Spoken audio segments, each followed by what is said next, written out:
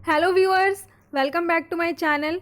आज मैं बहुत ही ज़्यादा इम्पॉर्टेंट टॉपिक डिस्कस करने वाली हूँ जिसका नाम है यूनिफॉर्म सिविल कोड, यानी कि समान नागरिक संहिता, वन लॉ फॉर ऑल। मतलब जब हम इसके डेफिनेशन को देखते हैं, जब हम इसके कंसेप्ट को समझने की कोशिश करते हैं, तो यूनिफॉर्म सिविल कोड है क्या। यूनिफॉर्म का मतलब होता है समान, सिविल को हम लोग यहाँ नागरिक के सेंस में लेंगे और कोड का मतलब होता है संहिता।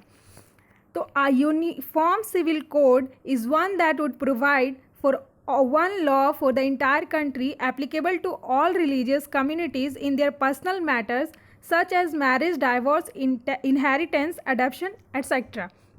मतलब ये जो यूनिफॉर्म सिविल कोड जो है ये प्रोवाइड करेगी कि एक जो लॉ होगी वो पूरे देश में वही लॉ होंगी और ये एप्लीकेबल होंगी सारे रिलीजियस कम्युनिटी के लिए, जो और उनके पर्सनल मैटर में भी, जैसे Muslim personal law, Hindu personal bill जो है वो सब के लिए यूनिफॉर्म सिविल कोड होगी। मतलब वो लोग की मैरिज, डाइवोर्स, इनहेरिटेंस, अडॉप्शन, कैसे उन लोगों की शादियां होती हैं, क्या प्रोविज़न है, डाइवोर्स के क्या प्रोविज़न्स हैं, अडॉप्शन के क्या प्रोविज़न है, ये सारे जो भी उन लोगों के प्रोविज़न हैं ये सब सेम हो जाएंगे और ये यूनिफॉर्म सिविल कोड को सारे कम्युनिटी में एप्लीकेबल कर दिया जाएगा और वन लॉ फॉर ऑल हो जाएगा।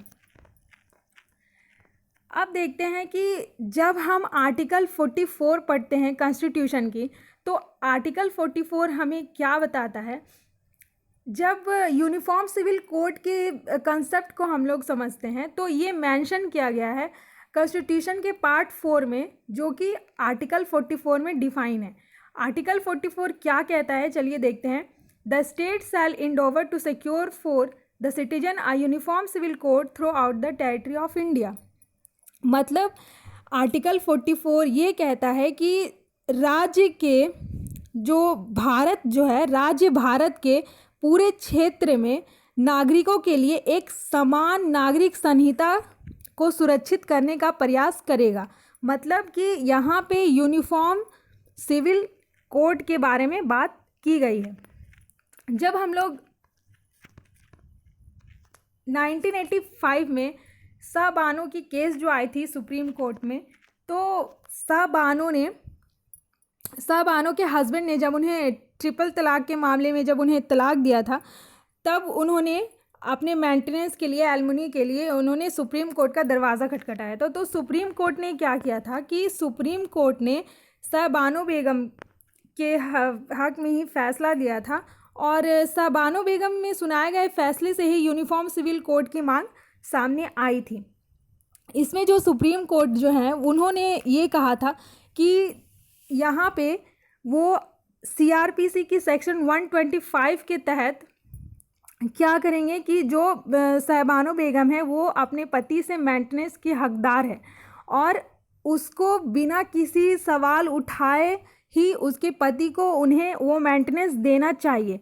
और ये मेंटेनेंस में जब उन्होंने सेक्शन 125 को इनेक्ट किया था और वे बताया था कि 125 के तहत वो हकदार है अपने पति से मेंटेनेंस लेने के लिए, उसके बाद फिर उन्होंने ये भी यहाँ पे ऐड किया था कि ये मेंटेनेंस की जो रकम होगी वो इद्दत अवधि तक नहीं होगी, वो इद्दत पीरियड तक नहीं होगी, वो फिर बाद में भी चलती रहेगी। तो यहाँ पे भी हम लोग देखते हैं कि यहाँ पे यूनिफॉर्म सिविल कोड की मांग सामने आई थी। तो अब जब हम लोग यूनिफॉर्म सिविल कोड के कुछ लाभ और हानि को देखते हैं तो क्या पता चलता है कि जो यूनिफॉर्म सिविल कोड है ये प्रोवाइड करती है equal status to all citizens. ये इक्वल स्टेटस प्रोवाइड करेगी और फिर ये जेंडर इक्वालिटी को भी प्रमोट करेगी। लेकिन इसके कुछ लाभ होने के साथ ही साथ इसमें बहुत बड़े कॉन्स भी हैं, बहुत बड़े डिसएडवांटेजेस भी हैं इसके।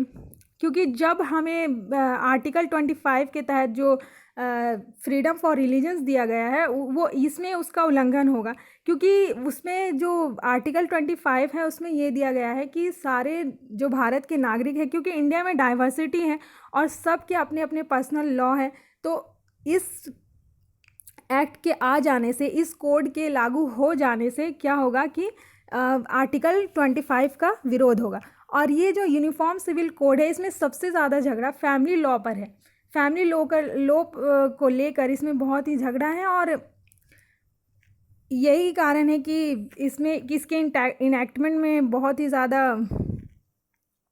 अभी भी कंट्रोवर्सी चल रही है। तो आई होप कि आप लोगों को ये समझ में आ गया होगा। Thank you.